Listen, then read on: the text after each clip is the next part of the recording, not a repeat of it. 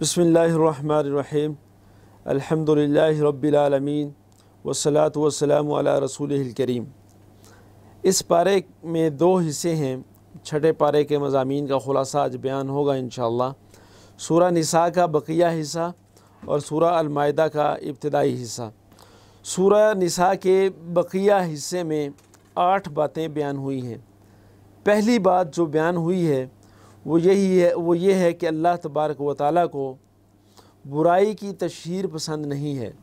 اس کا مطلب یہ ہے کہ کہیں کوئی برائی ہو جاتی ہے، اس کا چرچا کرنا، اس کو پھیلا دینا، اس کو بڑھا چڑھا کے بیان کرنا اور مجلسوں کے اندر اس کا تذکرہ کرنا، یہ اللہ تبارک و تعالیٰ کو پسند نہیں ہے۔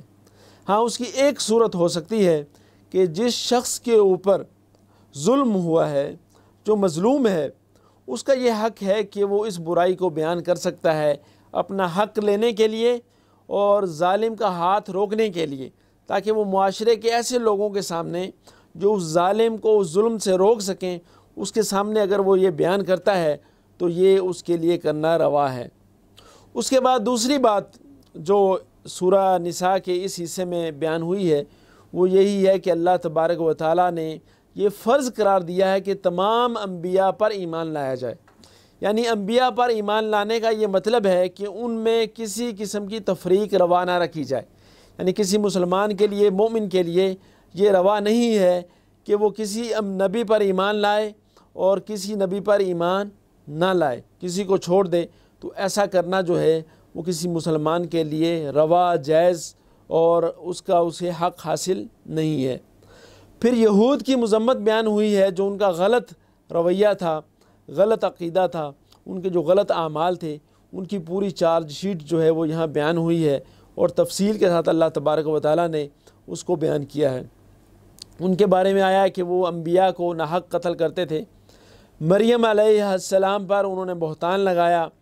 عیسیٰ علیہ السلام کے بارے میں انہوں نے کہا کہ ہم نے ان کو قتل کر دیا ہے، اور اللہ تبارک و تعالیٰ کے بارے میں طرح طرح کی باتیں بناتے تھے۔ اور اس کے علاوہ جو دوسری اقوام تھی، یعنی یہودیوں کے علاوہ جو دوسری اقوام تھی، ان کے بارے میں ان کا یہ کہنا کہ ان کے بارے میں اگر ہم ان کا مال چھین لیں، غصب کر لیں، تو ہمارے سے اس کے بارے میں مواخذہ نہیں ہوگا، اللہ تبارک و تعالیٰ اس کے بارے میں ہمارے سے نہیں پوچھے گا۔ تو ان ساری باتوں کی تردید جو ہے اللہ تبارک و تعالیٰ نے قرآن مجید کے اندر بیان کر دی ہے کہ ایسا نہیں ہے کہ اگر تم غلط کام کرو، حرام کام کرو، تو اللہ تبارک و تعالیٰ تم سے اس کے بارے میں مواخذہ نہ کرے۔ پھر اس کے بعد ایمان کے تقاضے بیان کیے گئے ہیں کہ ایمان کے تقاضے یہ ہیں کہ اللہ پر ایمان لایا جائے، اس کے رسولوں پر ایمان لایا جائے، اور اللہ اور اس کا رسول، جو کچھ بھی اللہ اور اس کے رسول کی طرف سے نازل ہوا ہے، جو دین ان کے پاس آیا ہے، اس دین کے اوپر، پورے دین کے اوپر عمل کرنا جو ہے وہ ایک مسلمان کے لیے ضروری ہے۔ پھر اس کے بعد اللہ تبارک و تعالیٰ نے یہ بیان فرمایا کہ اللہ تبارک و تعالیٰ نے جتنے بھی نبی بھیجے ہیں ان کے 2 بنیادی فریضے ہیں، 2 بنیادی کام ہیں، ایک خوشخبری سنانے والے اور دوسرے ڈرانے والے۔ اللہ تبارک و تعالیٰ کا جتنے احکامات ہیں قرآن مجید کے اندر، اگر ہم ان کا جائزہ لیں تو اس میں 2 طرح کے بڑے احکامات ملتے ہیں۔ ایک وہ احکامات جو بشارت پر مبنی ہیں، خوشخبری پر مبنی ہیں، اچھے انجام کی نوید سناتے ہیں، اور ایک وہ احکامات جو انسان کو اس کا انجام بد کے بارے میں بتاتے ہیں، اس کے برے انجام کے بارے میں بتاتے ہیں، اللہ تبارک و تعالیٰ کے عذاب، اس کی گرفت اور اس کی پکڑ کے بارے میں بتاتے ہیں۔ تو ان دونوں طرح کے انعامات کو بیان کرنے کے لیے اللہ تبارک و تعالیٰ نے ہر نبی کو بشیر اور نذیر کہا ہے۔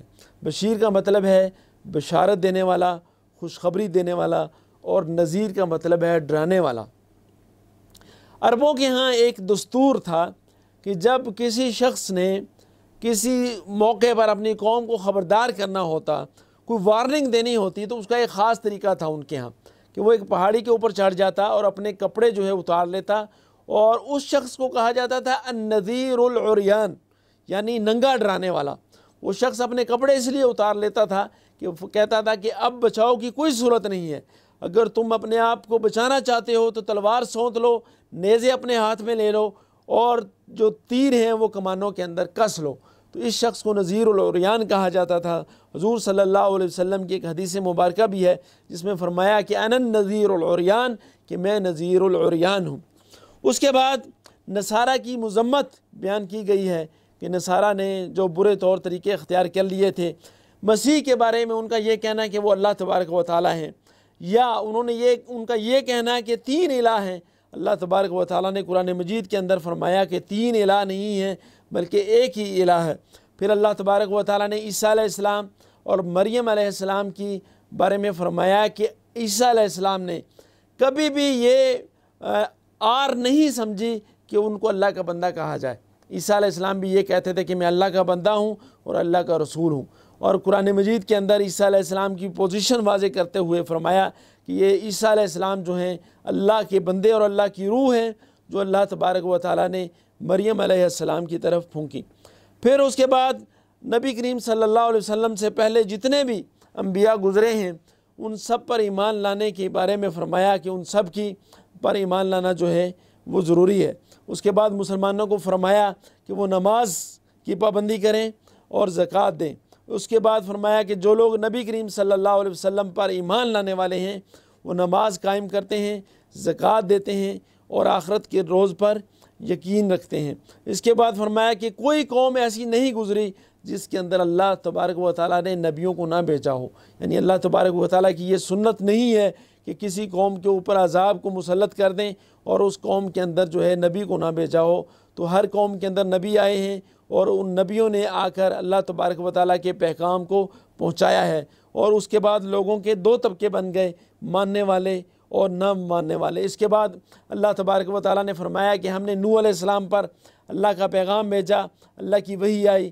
اس کے بعد عیسیٰ علیہ السلام پر، یعقوب علیہ السلام پر، اسماعیل علیہ السلام پر، ابراہیم علیہ السلام پر، ان سارے انبیاء پر اللہ تبارک و تعالیٰ کا پیغام آیا، اور ان انبیاء کی تعلیمات کو پر عمل کرنے والے کامیاب رہے۔ اور اے نبی صلی اللہ علیہ وسلم، آپ کے اوپر جو اللہ تبارک و تعالیٰ کا دین نازل ہوا ہے، جو لوگ اس پر عمل کریں گے وہی کامیاب ہوں گے، اور جو لوگ اس کو نظر انداز کریں گے وہ ہمیشہ ہمیشہ کے لیے خسارہ پانے والے ہوں گے۔ وما علینا الا البلاغ المبین۔